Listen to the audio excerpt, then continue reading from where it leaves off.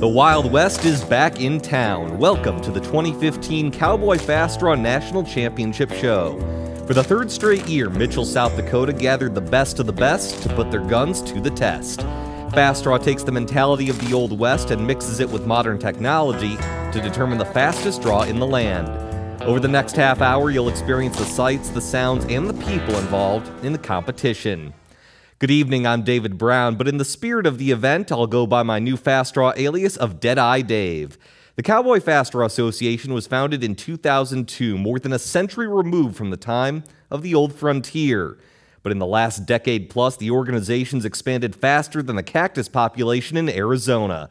Fast Draw requires focus, intensity, but most importantly, a quick trigger.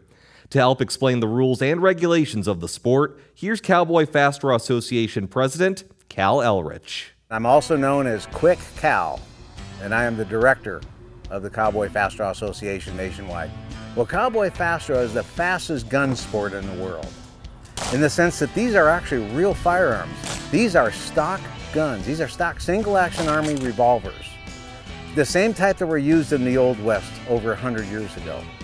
They cannot be altered in any way except for an action job to make them smoother and more reliable. When I say single action, you must cock the hammer and squeeze the trigger in order for the firearm to fire. Unlike a double action or an automatic, semi-automatic pistol where you just squeeze the trigger in order to fire it. So every shooter has to come up, cock the hammer, squeeze the trigger in order to fire that shot. All these holsters are basic copies of holsters that existed in the actual time period of the Old West. The reason we use wax bullets is very simple. Here we are at Cabela's in Mitchell, South Dakota. What other gun sport could be held here at Cabela's? There is no other gun sport that could be here besides us. That's a 24-inch round disc that you're shooting against.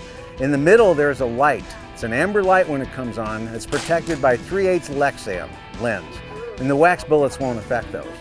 Now, we put a layer of white lithium grease over the cover of over the face of that target. That allows us to see every bullet hit on that target for officiating purposes. The shooters stand precisely 21 feet from those targets. Now, the way the match works is you get on the line with your opponent, you shake their hand, you wish them well. And everybody means that from the bottom of their heart in this game. So you shake the hand of your opponent, and you go up there, and the range master will say, "Line is ready." From that, the timer operator will begin the commands. Shooters on the line, shooters set. And from that moment on, all 6 shooters on that fire line are ready for them target lights to go on. It's about reacting to the light, draw firing, and if your wax bullet hits that target, it'll shut it off, your timer to the right to the thousandths of a second. You're gonna see a blinking light. When you see that blinking light, that means that that competitor not only hit the target, but hit it faster than their opponent. And so, blinking lights determines winning shots. Fast is fine, and accuracy is final. And that is the words of Wyatt Earp. Fast misses don't mean a whole lot to us. You gotta hit that target. Your goal is to win 3 winning shots against your opponent. In other words, 3 blinking lights. If you can get 3 blinking lights against your opponent, you win the round. Your opponent gets an X. When you get 4 X's, you're out of the match. So that's basically how it works. And believe me, no one can ever take for granted whether they're going to win and lose any match. No one can. So here's a quick recap on how the championships are scored. Each range has 6 targets that consist of 3 different one-on-one matchups. In those one-on-one matchups, it's a best-of-5 series. The competitor who records the 3 fastest times in the matchup gets the victory. The person who loses the matchup gets an X on their record. Once a competitor gets 4 X's, in other words, whenever someone loses 4 rounds, they are out of the competition. This process continues until it's whittled down to the Magnificent 7, the top shooters in each division. We'll have highlights of this year's Magnificent 7 later in our show. Now, this is the 3rd straight year the national championships are being held in Mitchell, South Dakota, but it will also be the last year, as the competition will move to a new home in 2016 in Pagosa Springs, Colorado. For the past 3 years, this competition has been hosted by the Powderhorn Ranch Regulators Shooting Club. Director Troy Bullock, otherwise known as Boulder Vaquero, says that while he hopes the event will return one day to South Dakota, he knows it's important to grow the sport in other places. Now we've pretty well agreed that it's going to move around year by year, and which is good. It gives other clubs the opportunity to have it and to host it. It's been a great event for us. I'm going to miss it, but I won't miss it out there. It's in Pagosa Springs. Next year, I'll be there. When we come back, we'll hear more from Boulder Vaquero and other fast draw competitors as they explain what's in a name. We'll find out how some competitors draw up their alias next. The 2015 Cowboy Fast Draw National Championship on Midco Sports Network is brought to you by Cabela's. The 2015 Cowboy Fast Draw National Championship on Midco Sports Network is brought to you by Cabela's. Welcome back to the 2015 Cowboy Fast Draw Championship show. Although gunfighting and the Old West are practically synonymous, it's the atmosphere around the gunfight that creates a true Western experience. You can't just have a battle between Larry and Troy. It's got to be Longhorn Larry and 2-Bit Troy. The name of the game is Fast Draw, but the name of your alias is a quick glimpse into your personality. My name is Russ Neeland, and my alias is Bullfrog. I tell people that bullfrogs are short, fat, sleep all day, and play all night, and that's about my life. My name is Teresa Diaz, and my alias is 6-Iron Butterfly. Well, my grandkids know I collect butterflies, so they said, butterfly's a good name, and my husband says, well, you need a cowboy name. So 6-Iron ended up 6-Iron Butterfly. My real name is Steve Hinkle, and my alias is the Jailhouse Kid. I do Elvis part-time. Apologize for the mustache, but when I shoot Cowboy, I try to look the part, but then when, of course, I do Elvis, I lose the mustache. And that's how I kind of came up with the alias Jailhouse Kid when I started Fast Draw. My real name is Nancy Storms, and my alias is Mother Nature. When I was in high school, I had a commercial about some kind of margarine, and you can't mess around with Mother Nature, meaning that you can't mess around with butter, and so they called me Mother Nature in high school because you can't mess around. My real name is Jacob Sandoval, and my alias is Quick Strike. Quick Strike actually came from a Beast Wars cartoon, Transformers, and he was a half snake, half scorpion. He talked with a little Texas accent, so that's where I got his name from. My real name is Carol Adrian, and my alias is Angel Lady.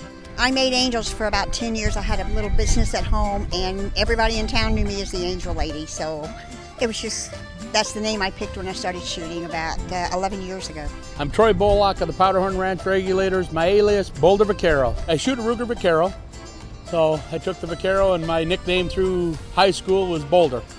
Kind of short and stocky and built like a rock, I guess. That's what they always told me, so I just put the two together and come up with Boulder Vaquero.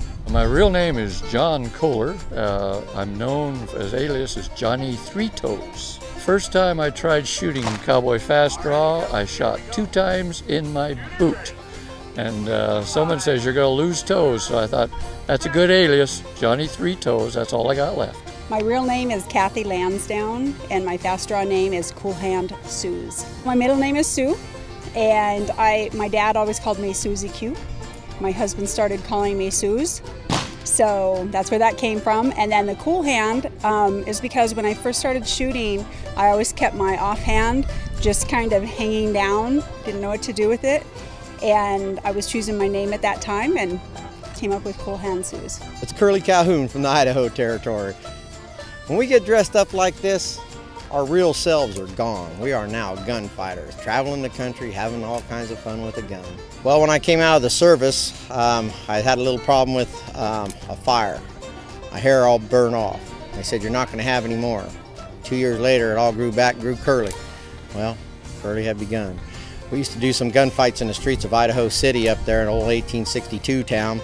And we were doing the skits for tourists and everything, having all kinds of fun. And one of our little miner guys come running out of there, Curly Calhoun, you slipperier than a frozen dog. I said, I don't know who Calhoun is, but that sounded pretty cool. So we just kind of stuck with it from there. Gotta have fun. Well, you know their names, but do you know what they stand for? Every competitor has a stance just as unique as their alias when they're on the line. The strategy behind the stance is next. The 2015 Cowboy Fast Draw National Championship on Midco Sports Network is brought to you by Cabela's. And welcome back. When these fast draw competitors are on the line, the rest of the world goes silent. It's just them, their gun, and the target. But getting the fastest time involves more than just a quick trigger. It's putting yourself in a position to pull that trigger. And that's why each personality has their own strategy for how they stand. I probably describe it as an old man stance, because I can't bend back as far as some of these young fella does. But when you see some of these guys practically laying backwards, I'd never get back up again. A lot of the competitors really bend way down. Our host here, Boulder Vaquero, you've seen him. He's got that tail that kind of drags on the ground. That's when he knows he's low enough. Nobody draws the same. And so you just start to take a little bit from this person, that person, the other person, and with mine, I don't know where it came from. We were in the barn one day, and I said, you know, I'm shooting low. So the lower I got, the higher I shot. And all of a sudden, the faster I shot. I leaned back quite a bit and try to get the gun out in front of me. And, you know, it's hard to explain it, but it's just evolved through the years. Now that I'm getting older, the leaning back's getting harder all the time, but seems like it makes me more accurate. Somebody had described it to me one time as a John Wayne stance. I kind of go crooked because I tend to shoot high left, and so I kind of shoot this way and try to shoot straight. I find that if I lean back, it's not comfortable for me, and I shoot high all the time when I lean back, so I have more of an upright stance. I don't go with the real leaning back or the forward or turning the leg or the body and that. It's a basic fast draw stance. And I do lean back a little bit, but for me, I'm a lot faster, more accurate if I just stand pretty straight up and lean back just a little bit to get the gun out of the holster. I let my knees go ahead and go, but I try to keep my body upwards. I'm shooting a 7.5-inch gun, so I'm using leverage. But because of the length of that gun, I can't use my hip to pop. So I have to kind of get that shoulder to jerk back there. If I was to lean back like what you're saying, I'd run out of arm before all that gun came out of that holster. So you have a name, you have a way to shoot, but you gotta look the part. T-shirts and shorts won't cut it on these 90-degree days. The importance of completing the look is next on the 2015 Cowboy Fast Draw Championship Show. The 2015 Cowboy Fast Draw National Championship on Midco Sports Network is brought to you by Cabela's. And welcome back. As you've probably noticed throughout the first half of this show, the cast of characters you meet at a fast draw competition is pretty diverse. But the one constant that's pretty clear is they all know how to transport themselves to the late 1800s. Whether it's stirrups or spurs, corsets or cowboy vests, for many competitors, you can't shoot good if you don't look good. I think it's very important. It sets the whole mood for the event, and anyone watching, and including the shooters, it just adds to that whole spirit. Adds a lot of the ambiance to it, or whatever you want to call it, and it just makes it fun. We have a dress code, you know, and we want to, you know, we're not strictly, you know, it's the 1880s, but it's one of those deals that we really truly suggest, and you know, that you dress the period clothing. I like the dress code. It's fairly lax. Right now we can still wear jeans. They do like everything period correct. You gotta have a look, and I haven't had long hair in years, but you know, you look at the old West days, a lot of them had long hair. My mom was a dressmaker, and I've always liked sewing, and I sewed for all the kids. I make their vests and I do all that other stuff. And I just enjoy it. I enjoy making my hats. They dress up in some pretty fancy duds, and us gentlemen, we don't mind it one bit if they look pretty. And I think it adds to it, you know, it really does, because you see a bunch of cowboys walking around and you get a feel for it, you know, and that's one thing with anything, whether it's bowling, baseball, singing, or shooting, you know, if you look the part and you feel the part, it feels more natural to me. That's the spirit of our game.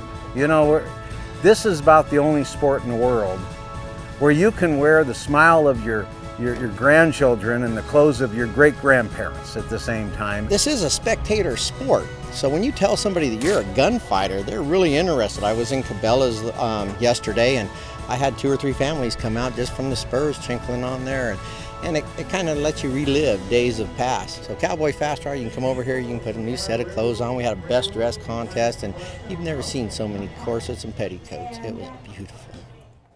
With a sport dedicated to a certain time in history, it only makes sense that some personal history was made in this year's Magnificent Seven. Highlights from the championship rounds are next. The 2015 Cowboy Fast Draw National Championship on Midco Sports Network is brought to you by Cabela's. Welcome back. As we wrap up our tour of the 2015 Fast Draw Championships, we'll show you the men, women, and children who battled it out to become the best of the best. The Magnificent Seven gives everyone a clean slate in a double elimination style tournament. Let's start with the Annie Oakley division, which is the girls' championship. This year's competition only had the top 2 shooters, Hanny Oakley, that's Hanny with an H, and Good Deal Lucille. And in the end, Good Deal Lucille dealt the fastest. The 11-year-old takes the girls' national championship. Not bad for someone who admitted she doesn't really practice all that much. I don't really practice because I have soccer and I play select, so I don't really practice at all. Well, right after the girls' championship was the Billy the Kid division to determine the boys' champion. This is how the shooters were stacked up heading into the finale. Little Country Trader, who got 6th place in last year's finals, repeated his performance again this year. Although the 5th seed coming in won his first battle with 6-seeded Shotgun Slade, he lost 2 straight rounds after that. Little Country Trader is your 6th place finisher. And that number 6 seed Shotgun Slade moved up 1 spot in the final standings to 5th place with his rematch win over Little Country Trader. But he could not climb any higher than that. After a 4th place finish in 2014, Shotgun Slade is 5th in 2015. He was eliminated from the competition by the 3rd seed Trigger Happy, who has a similar 2-year run to Slade. After a 3rd place finish in 2014, Trigger Happy falls 1 spot to finish 4th in 2015. The shooter known as Fast and Furious, last year's runner-up, also couldn't quite reach the same performance he did in 2014. Despite topping Trigger Happy in his first matchup, Fast and Furious lost 2 straight matchups to the number 4 seed White Wolf. Fast and Furious finishes 2015 in 3rd place. And as we mentioned, he lost 2 rounds to the 4th seed White Wolf, the only Billy the Kid division competitor who did not compete in last year's championship. And while advancing from the 4th seed to the championship is impressive, White Wolf would have to defeat the number 1 seed Sheriff Rango 2 times in order to be named national champion. But Rango, who just happens to be the son of the shooter known as Deadeye Kid, and the grandson of Cowboy Fast Draw Association President Quick Cal, was up to the challenge and then some. Last year's 5th place finisher advances all the way to the top and provides a 3rd generation championship. Sheriff Rango is your 2015 Cowboy Fast Draw Billy the Kid Division National Champion. Afterwards, he discussed how his family helped him along the way. My grandpa has a barn where we practice at, so I go over there like a couple days a week. He demonstrates how to do it, like actually shows me how to hold the gun and put it where it needs to go. So once again, here are the final results in the Billy the Kid division. Little Country Trader is in 6th place, while Shotgun Slade is in 5th place. Trigger Happy finishes in 4th, Fast and Furious is 3rd, White Wolf is the runner-up, and Sheriff Rango is your national champion. The Ladies' Magnificent Seven was next, and here's how the board shaped out before the competition. The top seed Lefty LIPSCOMB was looking to make history by winning a 3rd straight national championship. The number 6 seed coming in, known as Whippin' and Spurrin', lost 2 consecutive rounds to finish in 7th place. The number 7 seed, SCHOOLMARM Kate, won her first 2 battles but then lost her next 2. She ends up in 6th place. The number 4 seed Angel Lady did not have the angels smiling down on her from a competition standpoint. She loses her first 2 matchups to wind up in 5th place. Meanwhile, Texas Rose was the 3rd seed coming in. but after winning her first matchup against Angel Lady, the thorns started to show, losing 2 consecutive matchups to wind up in 4th place. And that's when things started to get quirky for the competitor known as Corkey. After topping Texas Rose in her first matchup, she lost 2 consecutive rounds on the 5th and final shot. Despite being 2 shots away from the top, Corkey winds up in 3rd place. And just like the Billy the Kid division, the ladies division had one competitor make an improbable run to the top. The 5th seed, known as LIGHTNIN, actually lost her first matchup to the number 7 seed SCHOOLMARM Kate, but then she won 5 consecutive matchups to advance to the championship battle against Lefty LIPSCOMB. And in the Battle of the L's, LIGHTNIN would not be able to strike an end to Lefty's reign. The California native is your 3-peat national champion. It was a particularly emotional weekend for Lefty, who lost her daughter back in January. This was a test, if I could do it, have focus, and I did. My family's been great, and my Cowboy family, excellent. And they're very heartfelt people, and they know it's hard, but they're not going to give anything to me. I had to work for everything, so I would rather be with my family and my Cowboy family than anywhere else. What a great story of perseverance. Congratulations to Lefty LIPSCOMB for the 3-peat. Here are your 1 through 7 results. Whippin' and Spurrin' is in 7th, followed by SCHOOLMARM Kate in 6th, Angel Lady is 5th, Texas Rose is 4th, Corkey is 3rd, LIGHTNIN is 2nd, and Lefty wins the national championship for the 3rd straight year. That set up our final showdown on the men's side, and there were several national champions in this year's final 7, including the last 4 national champions. For the 3rd straight event, the last place finisher fell back in the standings. The number 6 seed Marvin Slinger won his first matchup, but lost 2 consecutive rounds to end up in 7th place. Our 6th place finisher was the 7th seed Deadeye Kid, the father of Billy the Kid Division champion Sheriff Rango. And while father may know best, he couldn't match his son's best, finishing in 6th place. The 4th seed Buzzard Cooper started off well by knocking off Jay Hawker in his first matchup, but then lost 2 consecutive rounds to wind up in 5th place. The flip-flopping between seeds and finishes would continue as the number 5 seed Jay Hawker recovered from his loss to Buzzard Cooper to win 2 straight matchups before eventually falling. Jay Hawker is your 4th place finisher. Our old friend Quick Cal is back again. The father of 6th place finisher Deadeye Kid and the grandfather of Sheriff Rango stuck with his initial seed and ended up in 3rd place. All in all, not a bad weekend for 3 generations of family shooters. That set up a showdown between the last 2 national champions. The number 1 seed and 2013 champion Caleb versus the number 2 seed and 2014 national champion Marshall Cooper.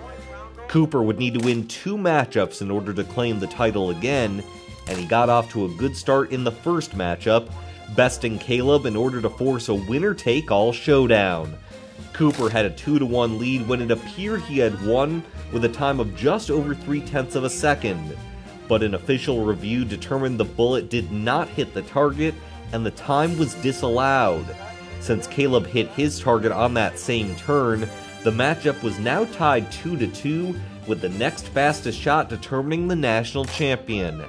And Cooper stayed calm under pressure, rebounding to officially take the matchup 3-2 and win the national championship. It was an eerily similar situation to last year, where Marshall Cooper also used his final shot to defeat the shooter known as Lawman.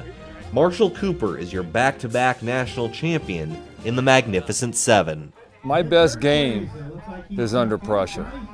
More of the pressure, the better I get. So that's all I can say. So if I don't have the pressure, then who knows where the shot could go. So here are the final standings. Marvin Slinger finishes in 7th, Deadeye Kid is 6th, Buzzard Cooper is 5th, and Jay Hawker is 4th. The 2011 champion Quick Cal is in 3rd, the 2013 champion Caleb is in 2nd, and the 2014 champion Marshall Cooper defends his title in 2015. So to recap all 4 divisions, the Annie Oakley Division champion is Good Deal Lucille, The Billy the Kid Division champion is Sheriff Rango. The ladies division is Lefty Lipscomb. And the men's division is Marshall Cooper. Well, it's time to ride off into the sunset. Our thanks to the Powderhorn Ranch regulators and Cabela's for their hospitality during the championships this year. This is Deadeye Dave, signing off.